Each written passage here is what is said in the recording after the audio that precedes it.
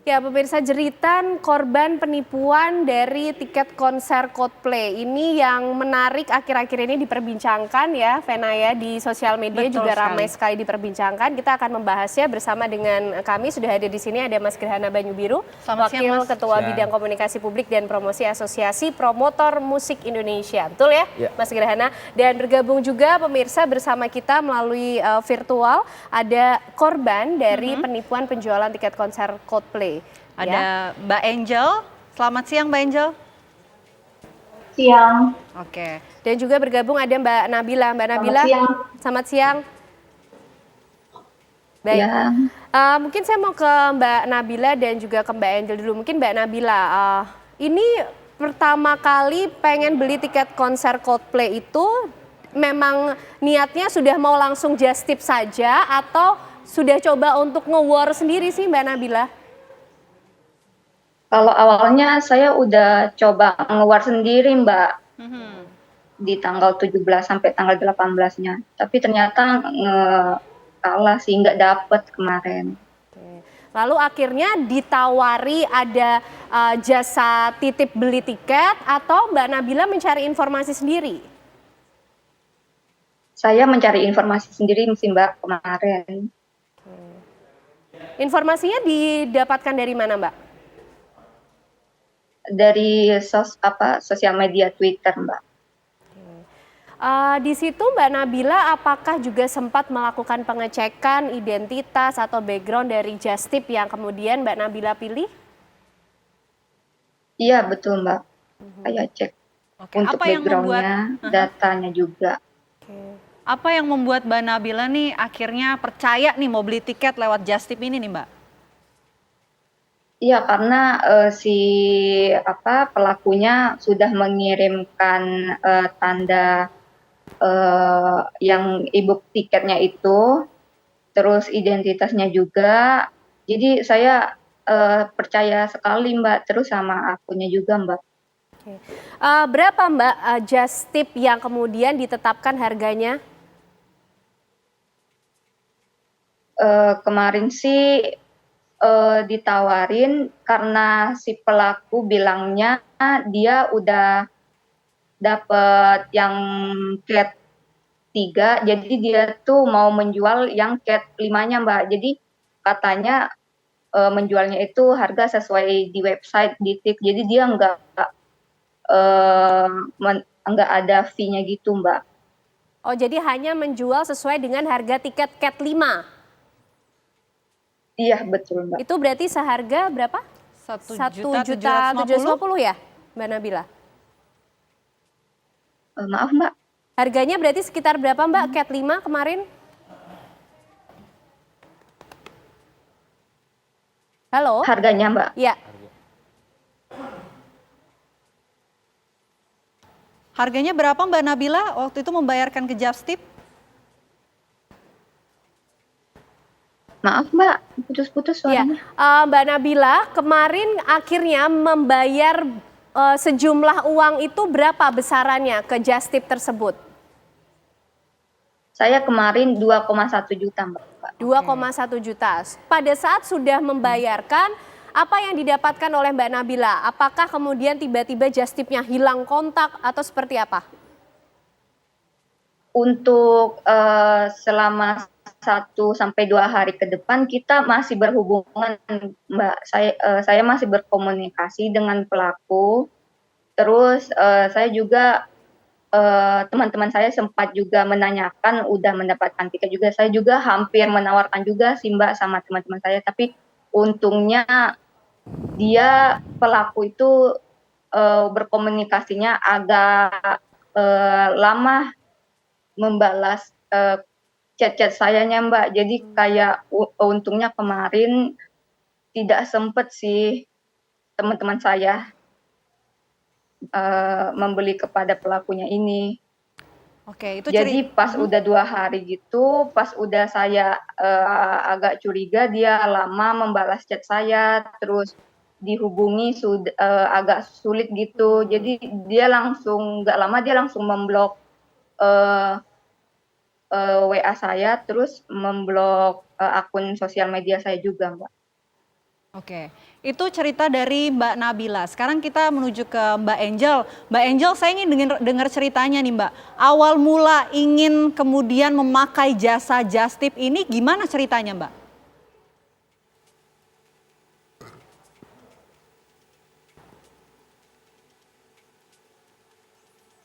Mbak Angel?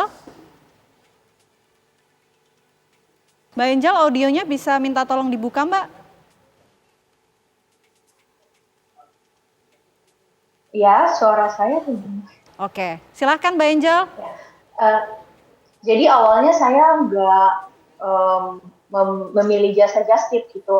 Saya waktu itu tweet untuk melakukan trade atau menukar gitu. Jadi saya want to trade waktu itu, atau kalau misalnya ada yang punya, jadi saya sudah punya cat 3 tapi saya mau tukar ke cat 2. Atau kalau misalnya ada orang yang membuka untuk tukar tambah gitu, itu saya juga open pada saat itu. Akhirnya ada satu orang ini yang menawarkan, dia mau gitu bersedia untuk ditukar kategorinya sama saya, dengan catatan saya bayar sisa, karena kan yang kategori saya itu lebih murah dibanding yang kategori yang dipunya oleh si pelaku. Jadi saya bayar kekurangannya itu. Awalnya dari situ sih, kemudian berlanjut ke WhatsApp. Oke. Menemukan informasi soal pelaku yang mau menukarkan tiketnya ini dari mana, Mbak Angel?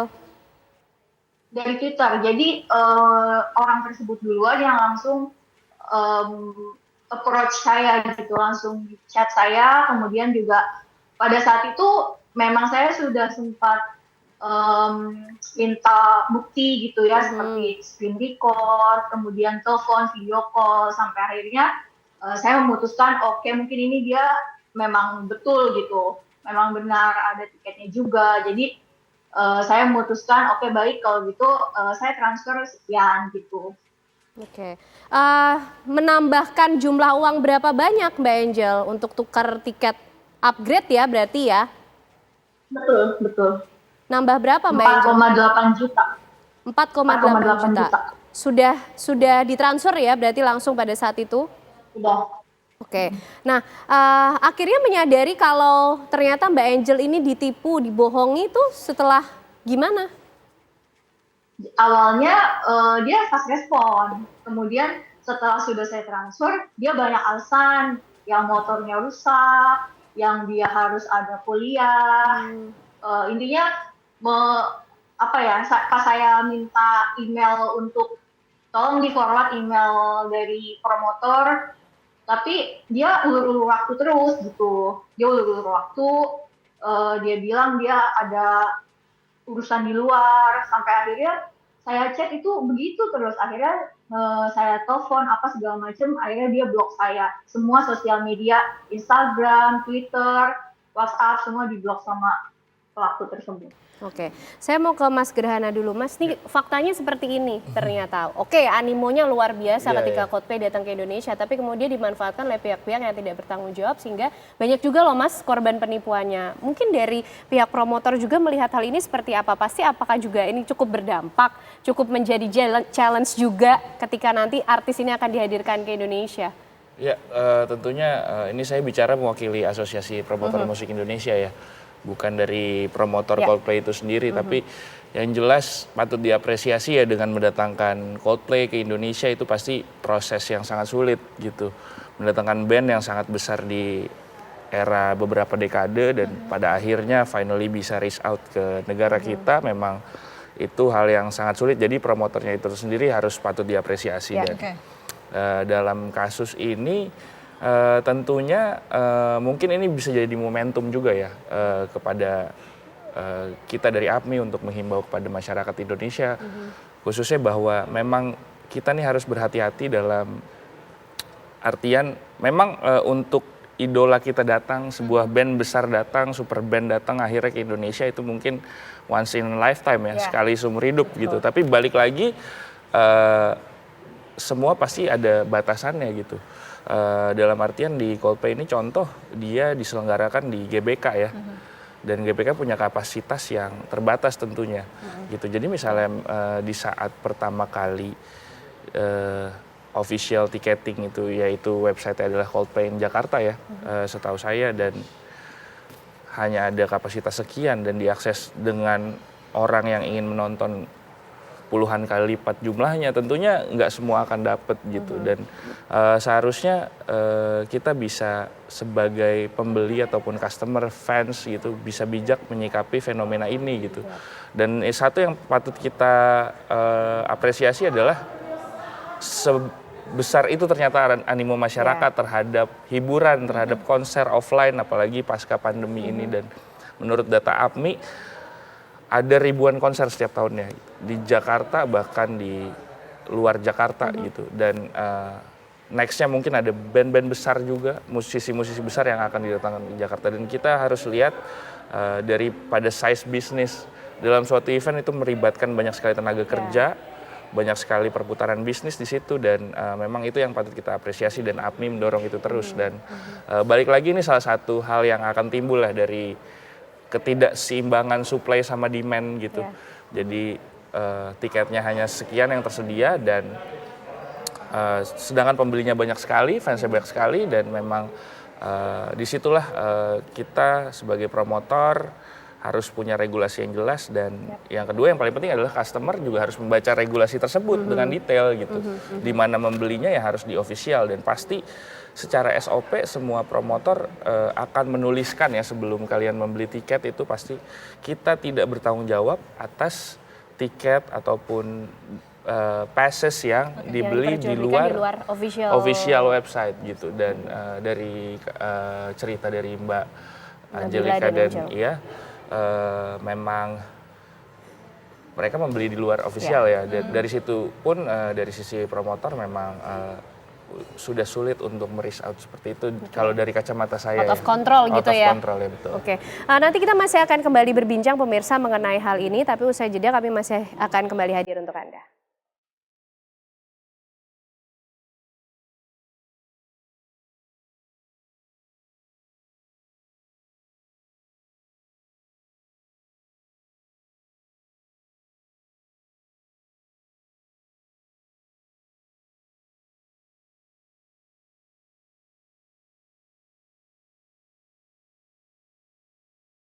Ya, kembali di Apa Kabar Indonesia Siang pemirsa, kita akan lanjutkan perbincangan kita untuk mendengar bagaimana jeritan-jeritan korban penipuan dari penjualan tiket konser Coldplay. Saya mau ke Mbak Angel lagi. Mbak Angel, ini infonya uangnya kemudian berhasil kembali lagi ke Mbak Angel, betul?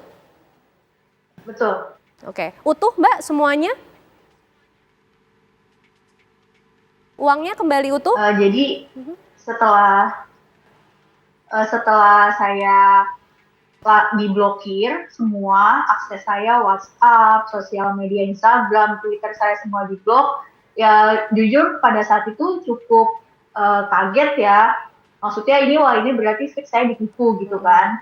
Sampai akhirnya saat itu juga saya nggak pakai nunggu lama, saya up di Twitter, saya buat thread, terus kemudian juga saya pakai akun saya yang lain untuk nge-DM orang tersebut. Intinya saya di situ berusaha untuk mengintimidasi pelaku dengan, ya saya bilang bahwa kasus ini akan saya laporkan ke Barreskrim Polri, kemudian juga saya tergabung dengan wadah yang dibuat oleh Pak Lawyer, Pak Zainul, kemudian juga intinya di situ saya buat pesan yang seintimidatif mungkin, sampai akhirnya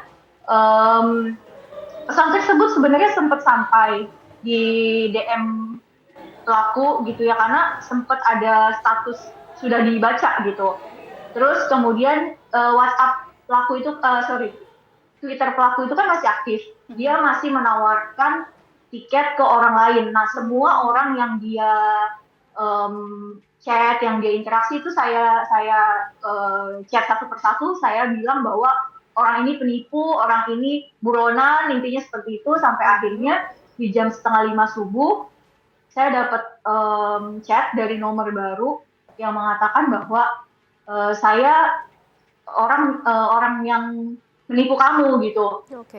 Terus orang tersebut minta maaf, tapi dia minta untuk pengembalian uangnya itu dicicil, kemudian juga dimohon untuk semua chat, semua tweet yang saya sudah post itu minta dihapuskan karena takutnya, karena di situ sih dia ada bilang bahwa sebenarnya dia benar gitu, nggak bermaksud nipu, tapi dia alasannya handphonenya hilang. Pada saat itu bilang ke saya, handphonenya hilang, saya nggak melihat nipu. Tapi kalau untuk jualan, saya benar-benar mau jualan gitu. Jadi tolong postingannya dihapus karena takutnya orang lain menyangka saya beneran nipu, padahal handphone saya hilang. Nah di situ saya di situ saya nggak tahu ya yang mana yang benar, tapi saya bilang pokoknya saya minta uang saya kembali gitu, apapun alasan kamu.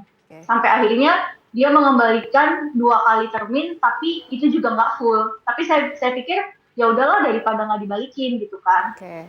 Berapa banyak Mbak yang kembali berhasil ke Mbak Angel dari 4,8? Pertama itu dia transfer 4 juta, kemudian setelah saya teror lagi dia transfer kembali 700.000, jadi saya cuma rugi 100.000 sih. Oke. 100.000 sudah lah ya, diikhlaskan oleh Mbak lumayan. Angel ya. Atas usaha juga berhasil kembali. Kalau Mbak Nabila ini sempat menteror pelaku juga nggak Mbak untuk mengembalikan uangnya?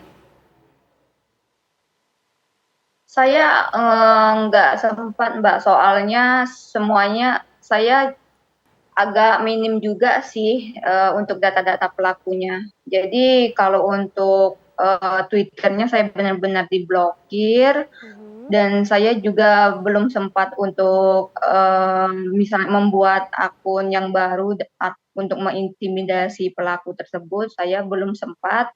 Terus untuk menghubunginya saya cuma mendapatkan satu nomor WhatsApp saja sih dari pelakunya. Jadi selebihnya saya belum meneror pelaku balik sih.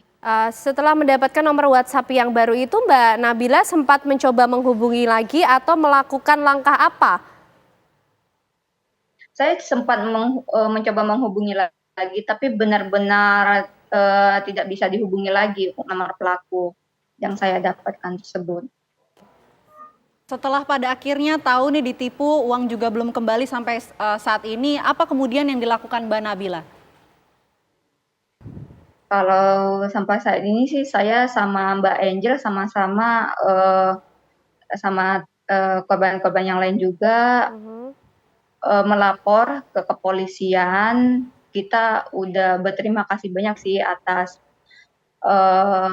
yang sudah dilakukan oleh para bapak polisi yang sudah membantu kita mengusut. Walaupun masih dapat baru satu sih yang baru dapat dari 40 lainnya, 40 korban lainnya. Jadi untuk kasus kita sih masih diusut sih Mbak di kepolisian. Oke, Mbak Nabila dan juga Mbak Angel ini berarti menggunakan jasa hukum yang sama, artinya apakah juga pelaku penipuannya ini juga sama? Enggak Mbak. Oh beda, oke. Baik, Mas Grahana, ini ada yang dikembalikan uangnya sisa 100.000 lah. Tapi terus bagaimana promotor sejauh apa bisa mengontrol mengenai fenomena yang selalu ada ini sih Mas? Di setiap konser, setiap event kayaknya ada aja calo, ada aja just tip yang kemudian dibuka dan ujung-ujungnya ada juga yang tidak bertanggung jawab. Sejauh mana para promotor ini kemudian bisa mengambil langkah atau mengambil kontrol atas hal itu? Ya pastinya cara penjualan tiket juga dari semakin berkembangnya teknologi juga sistemnya juga semakin berkembang gitu. Kalau misalnya zaman dulu kita beli tiket ada di tiket box gitu misalnya Ibu Dibio dan lain-lain gitu, legendanya kan kayak gitu ya zaman dulu ya. Dan sekarang memang karena semuanya sudah terdigitalize, jadi kita biasanya mempersiapkan website sendiri. Dalam artian www.official nama acaranya apapun itu, misalnya dalam hal Coldplay adalah Coldplay Live in Jakarta.com. Jadi semua bisa mengakses dan membeli di situ gitu. Dan misalnya ada yang beli di luar itu memang itu kita state sebagai hal yang di luar kontrol kan, di luar kontrol promotornya gitu ya kan. Dalam artian memang sistemnya seperti itu sekarang karena semua sudah teknologi digitalize dan itu bisa dimonitor kan siapa usernya yang membeli dan kita Trafficnya kelihatan dan kita nggak lihat juga kan siapa orangnya itu sebenarnya tapi semua trafficnya kelihatan dan memang kita punya limitasi dalam artian satu orang bisa membeli berapa tiket biasanya gitu ya promotor semuanya ya kayak gitu dan memang sistemnya seperti itu jadi lebih mudah nge-tracknya gitu jadi memang sebenarnya amat sangat simpel ya. Kita dari APMI juga mencoba mengedukasi bahwa jangan membeli di luar official. Apapun itu eventnya. Karena kita tidak bertanggung jawab dan itu satu dan kedua memang fenomena calo dan lain-lain mungkin seperti di luar negeri bahkan ada ticketing system official yang memang menjual tiket yang sudah habis kayak via Agogo gitu. Dia dengan beberapa macam price-nya gitu dan itu memang ya fenomena sih sebenarnya apalagi dengan Coldplay ini fenomena banget gitu. Mas, tapi dengan adanya ribut-ribut ini, kericuhan inilah ya di konser Coldplay ya. Dari asosiasi apakah juga sempat berkomunikasi dengan promotor yang kemudian menghadirkan Coldplay sendiri? Iya menurut kita sebenarnya semua SOP sudah dijalankan dengan baik ya. Kita punya SOP yang kita juga promotor lain seperti saya juga menjalankan hal yang sama seperti yang Pike jalankan misalnya mau menyelenggarakan event gitu. Jadinya memang kalau kita lebih mengapresiasi Pike di mana dan promotornya mendatangkan Coldplay itu memang sulit kalau misalnya dari sisi kita promotor gitu dan fenomena yang terjadi adalah animonya juga luar biasa. Kita bersyukur banget dan saya pribadi bukan saya yang datengin tapi berterima kasih banget ke promotornya bisa datengin Coldplay dan akhirnya track record Indonesia di mata dunia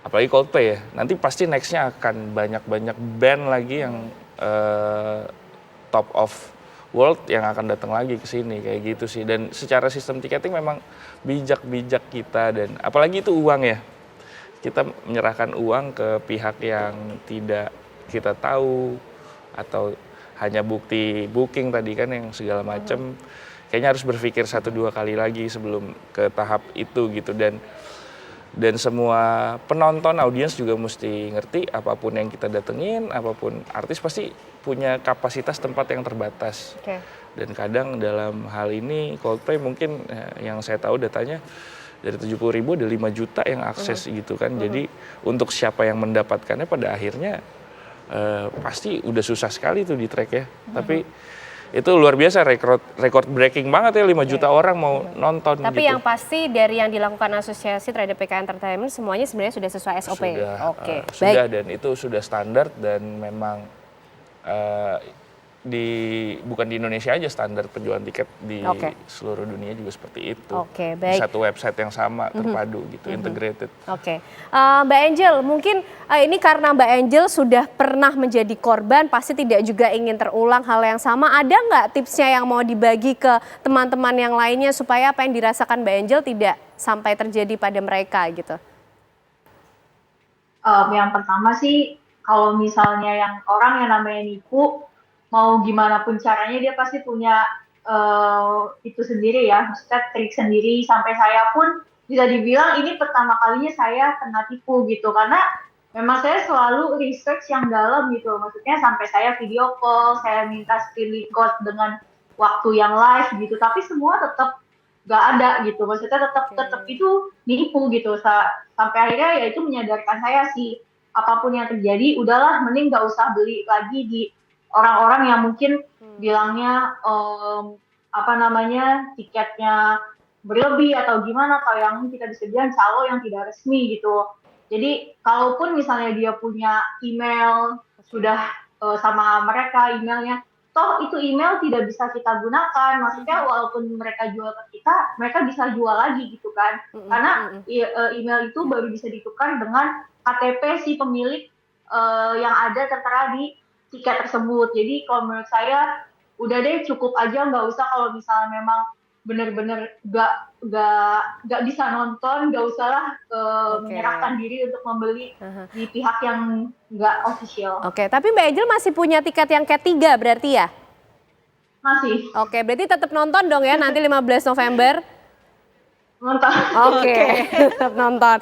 Kalau Mbak Nabila nih, harapannya gimana kira-kira Mbak Nabila? Masih mau tetap nonton konser nggak Mbak? Kalau saya sih sebenarnya masih mau nonton ya, tapi ya gimana lagi, soalnya war nggak dapet, terus ditipu lagi. Ini juga saya baru pertama kalinya juga sih ditipu gini. Ya udah berusaha sih. Ya. Kalau saya sih sebenarnya masih mau. Masih mau, oke. Dan harapannya gimana Mbak Nabila?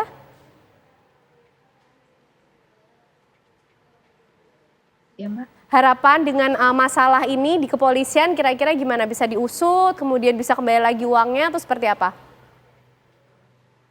Iya sih, kalau aku sama teman-teman juga sih berharapnya uang kembali aja sih sama pelakunya ditangkap gitu aja sih, Oke. Mbak. Baik, Yang penting kita udah lapor sih semuanya, kita langsung lapor semuanya, Mbak, oke, baik. ke Terima. kepolisian. Kita udah Baik. serahin semua ke kepolisian untuk kasus kita ini. Oke, baik, kita tunggu nanti bagaimana ya pengusutannya. Mbak Angel selamat menikmati nanti Coldplay 15 November. Mbak Nabila tetap sabar karena kita juga korban, Korban tidak gagal dapat nge-war, tiket. gak dapet Nggak tiket. sendirian, Masih Mbak. bisa liburan Mbak ya, oke. Dan selalu ada yang pertama tapi mudah-mudahan jadi yang terakhir ya Iya, Mas Gerhana iya, ya. iya. Oke, baik terima kasih Mbak Nabila, Mbak Angel, Mas Gerhana juga Mas sudah Gerhana, bergabung terima bersama kasih. kami Thank you, siang thank you. hari ini di Apa Kabar Indonesia Siang pemirsa. Informasi lainnya masih akan kami hadirkan untuk Anda sesaat lagi.